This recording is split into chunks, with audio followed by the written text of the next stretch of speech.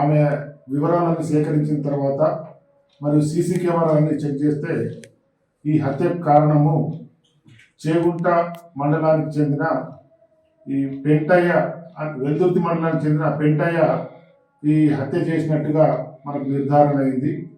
గత నెల రోజులుగా ఈ కల్పనతో పరిచయం ఏర్పడి తరచూ కలుస్తున్నారు.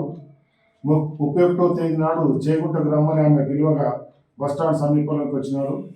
ఇద్దరు కలిసి ఒక టాటా ఎస్ వాహనంలో చేగుంటలో బిర్యానీ తీసుకొని నాచారం గ్రామం సమీపంకి రావడం జరిగింది. అక్కడ బిర్యానీ తాగి తిన్న తర్వాత ఆమె ఒక 10,000 రూపాయలు నాకు ఇవ్వాలి, లేకుంటే నేను కేసు పెడతానని అతను డిమాండ్ చేయడంతో అతను ఆ వెహికల్లో ఉన్నటువంటి తాడును ఆ కల్పన మెడకు స్ట్రాంగ్యులేట్ చేసి హత్య చేయడం జరిగింది. తదనంతరం నాచారంకు 1 కిలోమీటర్ దూరంలో రోడ్డు పక్కన శివాన్ని పారేసి అతను వెళ్ళడం జరిగింది. అనంతరం ఆమె యొక్క ఫోన్ను తీసుకెళ్లి ఆ రోడ్డు పక్కన డ్యామేజ్ చేసి పడేసినాడు.